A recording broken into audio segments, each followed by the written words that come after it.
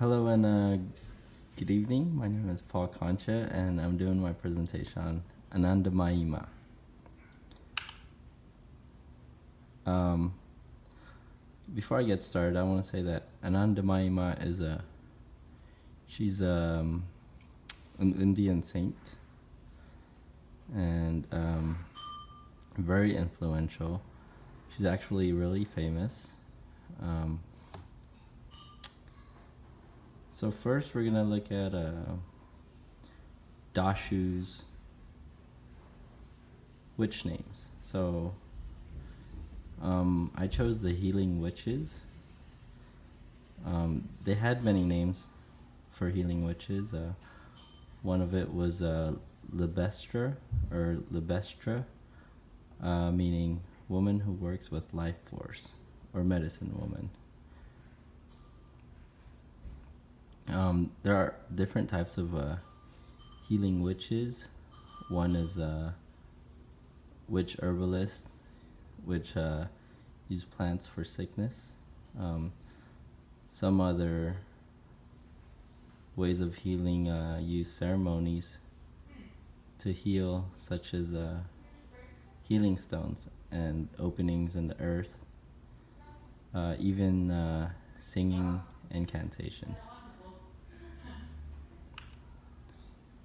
So, unfortunately for these witches, they were demonized.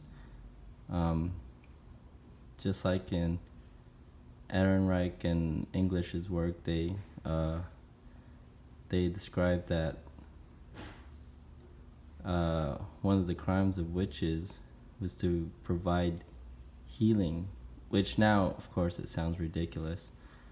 But anyway, witches provided healing services, but they were demonized by priests because of their pagan roots. And these healing witches were also called lupi. But that meaning was quickly turned inside out to mean poisonous instead of healing. And it's just the era they were in. They had no understanding of what was really going on, and they only knew good and evil. So I think anything that went against the church's teachings was characterized as being the other extreme, which is evil, demonic. So this here is Anandamayima. As you can see, this is on the left. She was her youth, and a little bit later in life on the right. She's the one in the middle. Okay, so Anandamayima was born in East Bengal, now known as Bangladesh, in 1896. She was the daughter of these two wonderful parents. Tough names. The father had sleepwalking behavior. He would get up at 3 a.m. and just sing while wandering, and the mother would, while pregnant with Anandamayima, would see visions of sages and statues of deities. Anandamayima was very sensitive to religious rituals, like hearing religious incantations made her very ecstatic. She married at the age of 13. She had a celibate marriage, and her husband was actually became one of her disciples. She dealt with extremes, meaning, there are times where she would fast, and other times she would just eat for like so much food, or she would cry so much, and other times she would just laugh for hours. She went on various pilgrimages, considered a holy woman, and the Divine Mother, the Blessed Mother. So I want to share a little bit of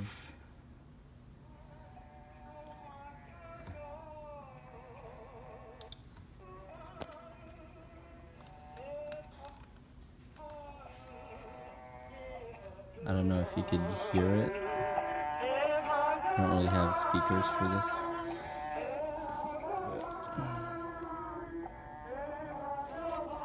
Let me just fast forward a little bit.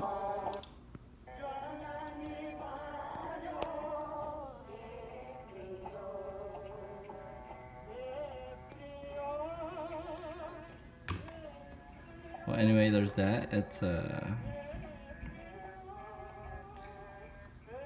Ananda Mayima singing in 1958.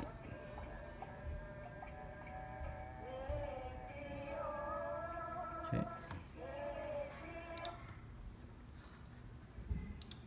Actually, I was scrolling through the comment sections, and there was nothing but love for this woman. So I know she's been a huge inspiration to many people.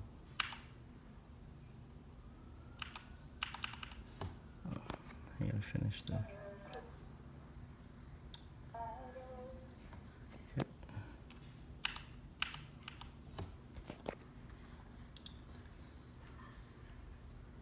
So I just wanted to share some of the things I got from reading her biography. One, she says, "I have no sense of pleasure or pain, and I stay as I have always been. Sometimes he draws me outside, and sometimes he takes me inside, and I am completely withdrawn. I am nobody. All of my actions are done by him and not by me." So reading her biography, she would always mention how she doesn't have control, that her body is just a vessel for the god or goddess. So I think that's what she means by this. And the reason why I used the healing witches at the beginning of this PowerPoint for Amanda Mayima was because she was known for her siddhis or yogic powers, where she could read her devotees' thoughts and emotions at a distance, make her body shrink and expand, and cure the sick. One disciple claimed that she was saved from death after a car accident when Nandamayi grasped her life substance and brought it back into her body. So I just think this is amazing how there are people out there with, so in touch with their spirituality to be able to, connect with people and touch people's lives in such a way. And this is where I got the biography, and that's pretty much it for my presentation. And thank you so much. Have a good night. Thank you for a wonderful semester.